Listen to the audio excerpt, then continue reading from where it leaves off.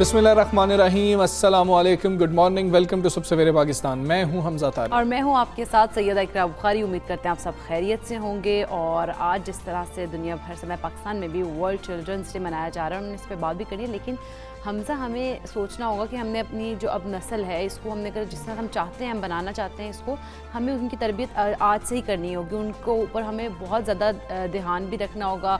और जिस तरह से कहते हैं ना कि बच्चों को सोने की जो है ना चम्मच से नवाला खिलाना चाहिए, लेकिन जो नज़र है उसके ऊपर शेर वाली लगनी चाहिए, तो वो बच्चे जो है ना फिर सीधे हो जाते हैं। बिल्कुल हाँ, बिल्कुल ऐसे ही है। बड़ी जिम्मेदारी है, हम सब के ऊपर बहुत ज़्यादा जिम्मेदारी है। जब बच्चों का आलमी दिन मनाया जा रहा होता है तो उसमें बच्चों से मोहब्बत तो होनी चाहिए, प्यार भी करना चाहिए, लेकिन और बहुत जिम्मेदारियां हैं हमारे ऊपर। ख़ास तौर पर उन पर तवज्जो देनी चाहिए। क्या बच्चों की बेहतर सेहत के लिए हम कुछ कर रहे हैं, बच्चों की बेहतर तालीम के लिए हम कुछ कर रहे हैं, बच्चों के बेहतर मुस्तकबिल के लिए हम कुछ कर रहे हैं, ये वो सब चीज़ें बच्चों की तरबियत के लिए क्या कर रहे हैं? बच्चों के बेहतरीन इखलाक के लिए हम लोग फिर क्या कर रहे हैं। हमें अपना भी इखलाक बेहतर रखना होगा। और दूसरे ये कि जब हम बच्चों की तरबियत कर रहे हो तो फिर जिस तरह से हम चाहते हैं कि हमें आउटकम हो, वैसे ही हमें उनसे बातचीत भी करनी होगी, वैसे ही हम उन्हें उसी तरह से हमें उन्हें फीड भी करना होगा, ताकि हमें जो आउटकम जो हम चाहते हैं रिजल्ट के मुताबिक हमें वही मिल रहा हो। बच्चों का आलमी दिन मनाने का मकसद सिर्फ अपने बच्चों से मोहब्बत और प्यार करना नहीं है। दुनिया में जितने भी बच्चे हैं उनका ख्याल रखने की ज़रूरत है।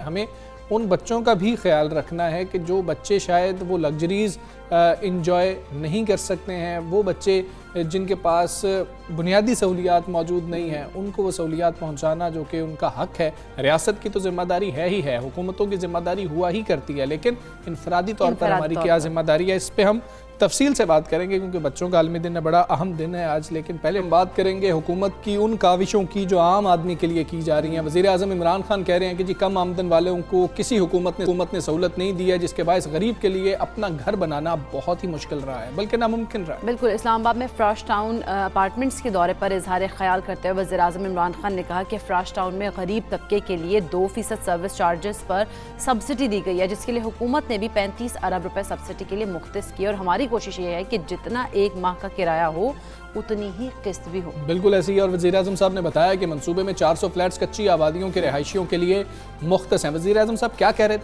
पहले आपको वो सुना देते हैं।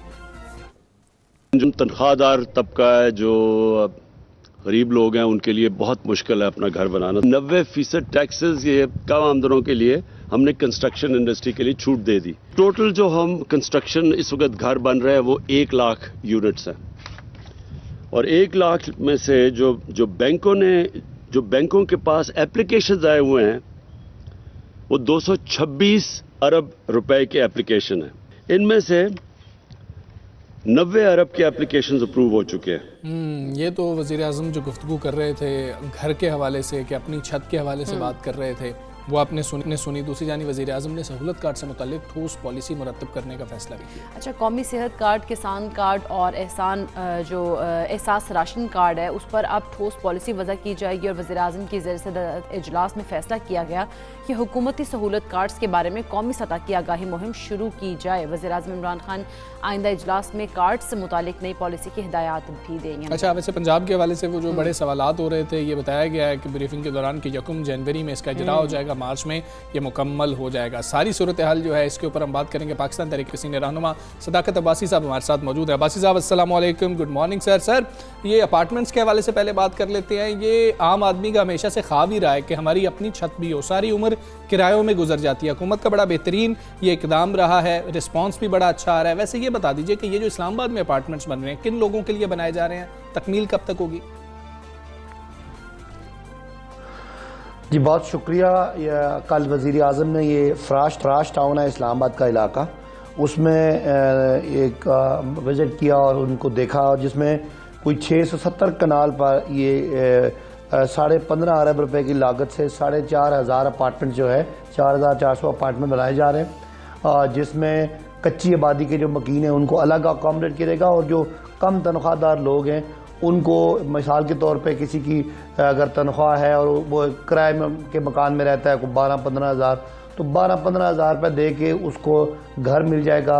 और उस घर का जितना खर्चा है उसमें जितनी बाकी वो जो सब्सिडी है वो हुकूमत अपने पास से देगी। और ये बड़ा वादा था हुकूमत का जो अब हमने 50 लाख घर बनाने का, उसकी तरफ ये स्टेप है। और आने वाले वक्तों में आपको इसमें बहुत तेज़ी नज़र आएगी। इसमें बहुत सारी और NGOs को भी साथ शामिल किया गया। हुकूमत सस्ती ज़मीन देती है और NGOs उसमें और गवर्नमेंट ऑर्गेनाइजेशन और नॉन गवर्नमेंट ऑर्गेनाइजेशन उसमें घर बनाएंगे और ये फिर लोगों को उस तरह बैंकों के ज़रिए वो जितनी किस्तों पे जितनी यानी किराया होगा उतनी किस्त होगी। और ये एक बहुत बड़ा इनकलाबी इक़दाम है। अगर इसके लिए आप इसकी आगे जो देखें तो इसके 3-4 इम्पैक्ट हैं।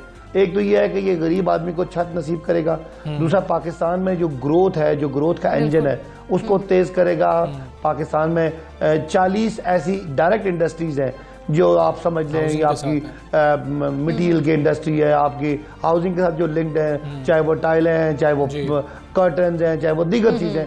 तो ये उस 40 इंडस्ट्रीज में भी एक ग्रोथ का बायस बनेगा, जो रोजगार का बायस भी बनेगा, मुल्क की आमदनी भी बढ़ेगी, टैक्सेस भी बढ़ेंगे। तो ये एक तरीका है मुल्क को आगे ले जाने का, जिसमें हमारी ग्रोथ की जो पॉलिसी है वो प्रो पुअर पॉलिसी है, जिसमें हम चाहते हैं कि ग्रोथ के साथ साथ ट्रिकल डाउन इफेक्ट फौरी आए और उसका इम्पैक्ट ये ना हो कि खाली अमीर को हम अमीर तर कर रहे हो, जिस तरह कारखानों में और इंडस्ट्रियल ग्रोथ में होता क्या कि लोग चंद लोगों को फायदा होता है, बाकी कदम भी है। सदाकत साहब, ये बताइएगा कि तरीका कार क्या होगा, कैसे काम आदमी अप्लाई कर सकते हैं इन अपार्टमेंट्स के लिए, और फिर तकसीम की अगर हम बात करें तो शफाफियत को कैसे इंश्योर किया जाएगा?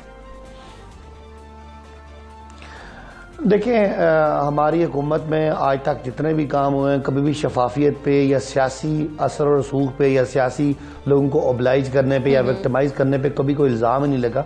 सबसे बड़ी बात थी कि जब एकदम से कोरोना आया और पूरी दुनिया को समझ ना आए कि क्या हुआ, तो हमारी हुकूमत ने कोरोना में जो लोगों को कैश दी चारों सूबों में और बाकी इलाकों में जो हमारे दीगर रियासती हमारे यूनिट्स हैं उनमें, तो किसी आदमी को, एक आदमी को भी गलत पैसे नहीं गए, सब पैसे ठीक लोगों गए।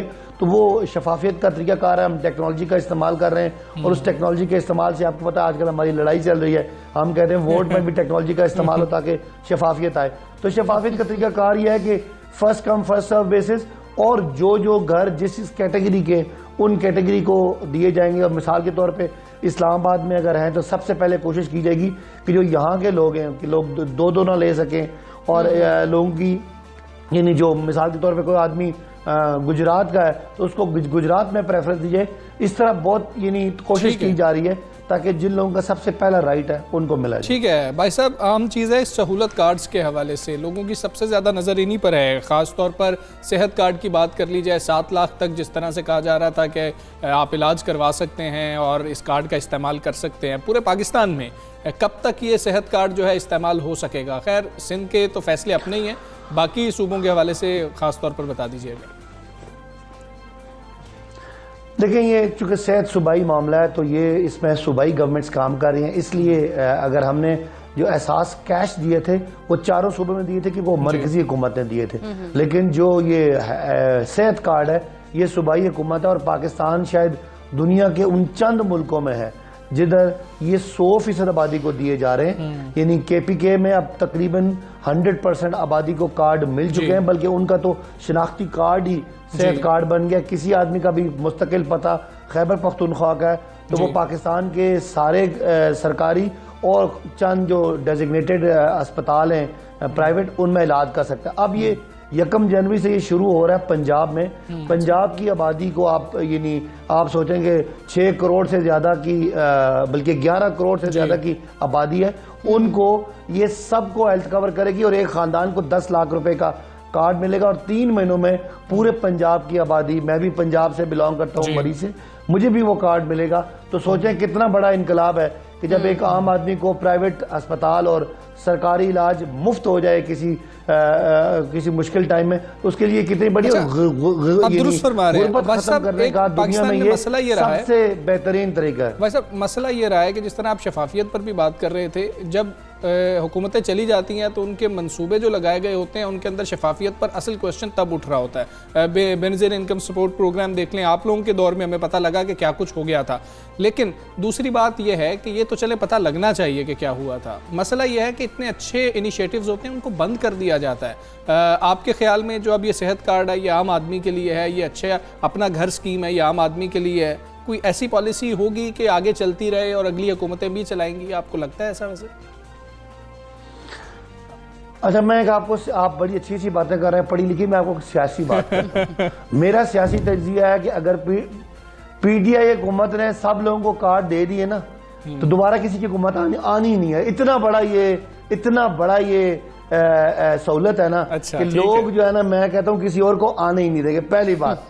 उसके बाद अगर सोचें कि पीडीआई एक खानदान को 10 लाख रुपए दे रही है और कोई दूसरा आके 10 लाख रुपए खत्म कर ले, तो वो तो हुकूमत उसी दिन ही खत्म हो जाएगी जिस दिन वो इतनी बड़ी सहूलत खत्म करे। एक तो यह है कि इस हेल्थ कार्ड के बाद दूसरी हुकूमत कोई आनी नहीं है, और अगर आ गई और उसने हेल्थ कार्ड खत्म किया तो उसने टिकना नहीं है, बिकॉज ये लोगों को डायरेक्ट सहूलत है। तो ये आप फिक्र करें कि ये लिस्ट में है ही नहीं कि कोई आए और हेल्थ कार्ड खत्म कर दे। बिल्कुल ठीक है भाई साहब, बहुत शुक्रिया। बाकी बिल्कुल जी बहुत शुक्रिया आपका। सुबह सवेरे पाकिस्तान आप बात कर रहे थे, और बड़े अहम जो अवामी फ़ायदे के फैसले हो रहे होते हैं, जो पॉलिसीज़ आ रही होती हैं, जो स्कीम्स आ रही होती हैं, उनको स्टेबल रहना चाहिए। हुकूमतों के जाने से वो नहीं जानी चाहिए। अब सेहत सहूलत कार्ड की हम बात कर रहे हैं, सेहत का जो कार्ड है वो हर शख्स को चाहिए, और जिस तरह से घर की वो जो है स्कीम, उसको भी वो भी हर एक को अपना घर तो चाहिए। तो फिर इस तरह के जो बेहतरीन इनिशिएटिव्स ले रही होती है गवर्नमेंट, वो जो दूसरी गवर्नमेंट्स आए उनको चाहिए कि वो उन चीज़ों को लेके आगे चलें, उनको स्टेबल रखें, ना कि उनको बंद कर दें प्रोजेक्ट। बिल्कुल जी, ऐसे ही है। खैर, हम आगे बढ़ेंगे और आपके साथ एक सक्सेस स्टोरी शेयर कर रहे होंगे।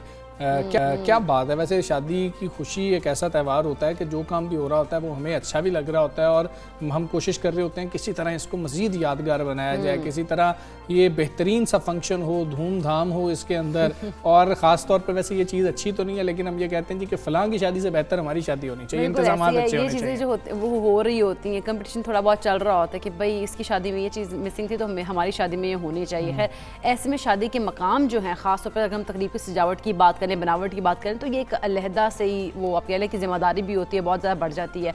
मगर आजकल ये जिम्मेदारी जो है वो हम देख रहे हैं कि इवेंट मैनेजमेंट में जो देखें तो उन्होंने अपने सर ले लिया, और अब तो बहुत सारी शादियों में जो तकरीबात हैं उनकी सजावट जो ऑनलाइन अगर हम देखें तो वो कारोबार जो है कामयाबी से जारी है। बहुत सारे लोग ऑनलाइन ऑर्डर्स दे रहे होते हैं कि हमारी जी जितनी भी शादी में है मैनेजमेंट है वो आप कर दें। अच्छा, अब हम ये कर रहे होते हैं कि हम चीज़ें आउटसोर्स ही कर रहे होते हैं ना, तो हम वो उसको दे दिया, वो उसको दे दिया, और अब हम देखते हैं कि हमें सोशल मीडिया के ऊपर बहुत से ऐसे एड्स मिल रहे होते हैं। लेकिन हम आज बात जिनकी कर रहे हैं, पेशावर से ताल्लुक़ रखने वाली ताबिंदा फ़ारूक हैं, वो भी ऐसे ही लोगों में शामिल है जिन्होंने शादी की सजावट का अपना कारोबार सिर्फ कितने को आप आइडिया लगाएं, वैसे सोचें कि कितने से उन्होंने शुरू किया होगा। कारोबार है ना, हम कहते हैं हमारे पास तो पैसे नहीं है सजावट के लिए। कारोबार शुरू करने के लिए जी हम बता देते हैं, सिर्फ 4,000 रुपए से उन्होंने शुरू किया था। तो जो हम ये सोचते हैं ना हमारे पास तो पैसे ही नहीं है, हम कहाँ से बिजनेस शुरू करें, तो ऐसी बात नहीं, आपके पास आइडिया होना चाहिए। वो ताबिंदा इतना ज़बरदस्त उन्होंने काम किया कि उन्होंने सिर्फ 4,000 में ही इन्होंने अपना बिज़नेस जो है वो स्टार्ट किया, और आज माशाल्लाह उनका बिज़नेस बहुत ज़्यादा बढ़ चुका है। पूरे पाकिस्तान से उन्हें ऑर्डर्स आते हैं। इसके अलावा अगर देखा जाए तो उनको बाहर से भी ऑर्डर्स आ रहे होते हैं, वो बाहर भी अपनी चीज़ें बेच रही होती हैं, और जो बहुत ज़्यादा लोग पसंद भी कर रहे होते हैं। तो इनकी चीज़ों में ख़ास बात क्या है और कहाँ कहाँ पे कौन कौन से ममालिक में इनके ऑर्डर्स जा रहे होते हैं, ये हम ताबिंदा से जानने की कोशिश करेंगे। ताबिंदा हमारे साथ मौजूद हैं। अस्सलाम वालेकुम, गुड मॉर्निंग। सबसे पहले तो ताबिंदा हमें बताइएगा, एक तो हम आपको मुबारकबाद देंगे कि आप इतना ज़बरदस्त काम कर रही हैं और आपने इतनी कम रकम से ये अपना बिज़नेस शुरू किया। कितना, आप ये हमें बताइएगा कि किस तरह से आइडिया आया, कैसे आपने कहा कि मैंने, और सबसे पहला ऑर्डर जो था उसका रिस्पॉन्स आपको कैसा मिला? जी वालेकुम अस्सलाम। सबसे पहले तो आपका थैंक यू मेरा इंटरव्यू करने के लिए। और मेरे माइंड में बिज़नेस का आइडिया जो है, मैंने कभी सोचा नहीं था कि बिज़नेस करूँगी, लेकिन बिज़नेस के हवाले से मैं ये कहूँगी कि पहले अपने बचपन में जाऊँगी। हम 4 बहनें हैं और मेरी तीनों बहनें माशाल्लाह बहुत टैलेंटेड थी, बहुत ज़्यादा सोशल थी। मैं बचपन से ही बहुत ज़्यादा शाय थी और कुछ नहीं करती थी, मतलब पीछे पीछे रहती थी हर मामले में। तो जैसे जैसे बड़ी होती गई, शायनेस बहुत ज़्यादा बढ़ती गई। फिर मेरे आसपास जितने भी लोग थे वो सारे परेशान होते थे कि क्या करेगी, बाकी बहनों की तरह तो है ही नहीं। सबसे पहले मेरी मदर बहुत ज़्यादा परेशान होती थी। फिर दरमियान में मेरे फादर की डेथ हो गई और ये बातें बहुत ज़्यादा होने लगी।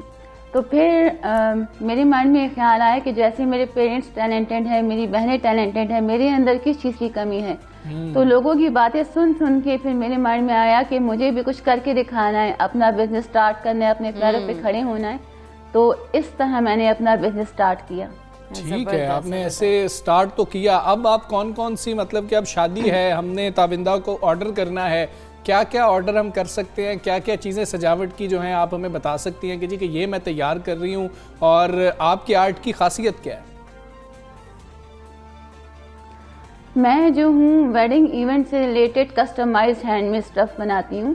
जैसे कि आप सबको पता है, पहले तो सिंपल सी शादियाँ होती थी, आजकल थीम के अकॉर्डिंग होती हैं। चाहे डेकोरेशन हो कि चाहे मेहंदी के थाल हो कि चाहे प्लेटर्स हो कि चाहे पैकिंग्स हो, तो मैं इसमें की सारी चीज़ें जो हैं वो हैंडमेड बनाती हूँ। क्लाइंट की डिमांड के अकॉर्डिंग बनाती हूँ, जैसा क्लाइंट ऑर्डर करता है उस तरह से बनाती हूँ मैं। ज़बरदस्त। तो तबिंदा में बताइएगा रिस्पांस कैसा आता है? लोग तारीफ़ करते हैं काम की, उसके बाद फिर आप जिस तरह से आप हमें ये भी पता लगा कि बैरून मुल्क भी आपको ऑर्डर्स आते हैं, कौन कौन से ममालिक में ऑर्डर आप दे चुकी हैं? जी बिल्कुल, अल्हम्दुलिल्लाह मैंने जितनी चीज़ें बनाई हैं सब बहुत तारीफ़ करते हैं और मेरी प्रोडक्ट्स जर्मनी, कनाडा और रियाद में जा चुकी हैं अल्हम्दुलिल्लाह, और वहाँ भी बहुत पसंद की गई हैं। क्या बात है। अच्छा तबिंदा, हमें वैसे ये बताएं कि 4000 का तो हमने लोगों को बता दिया है कि जी कि 4000 से, यानी कि पहला ऑर्डर इससे हमने यही अंडरस्टैंड किया कि 4000 का था। अगर आप बता सकें तो अब तक सबसे ज़्यादा रकम का ऑर्डर कितना आ चुका है आपके पास? अब तक जो सबसे एक्सपेंसिव मैंने स्टफ बनाया है वो एक वेडिंग का स्टेज बनाया था मैंने, और वो 18,000 का था, आई थिंक सो।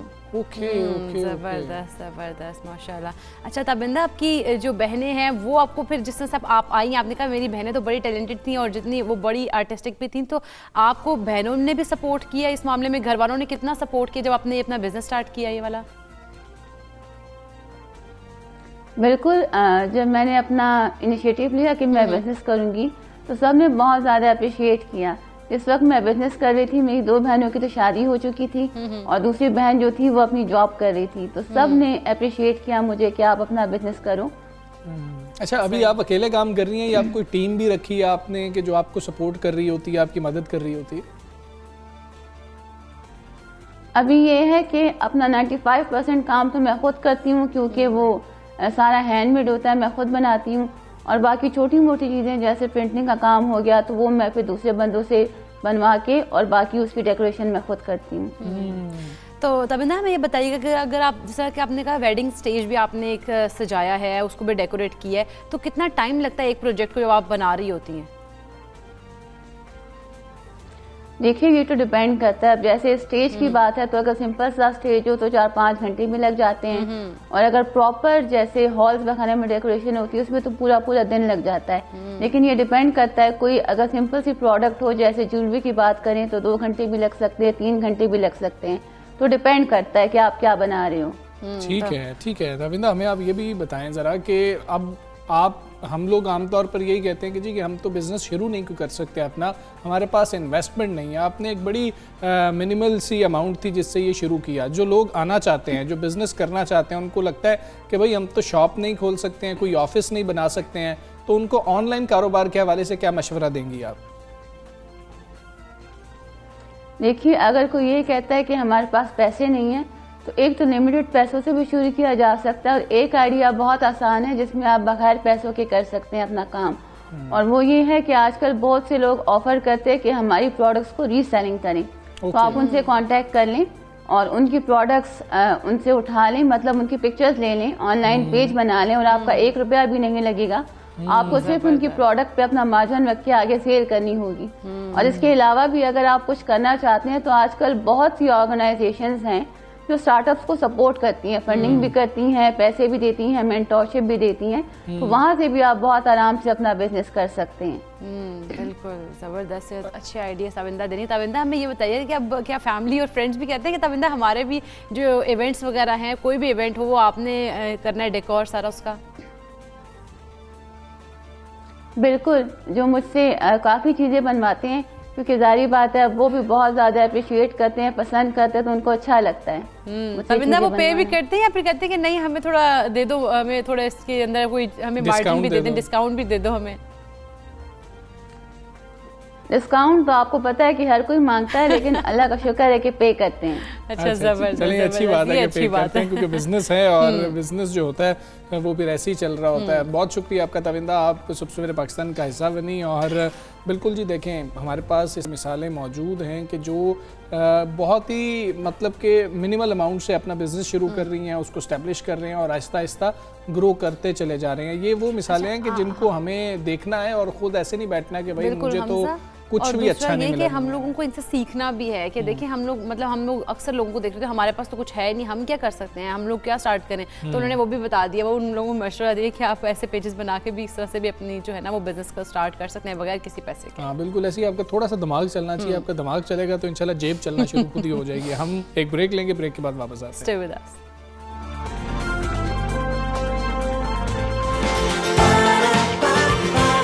सुबह सवेरे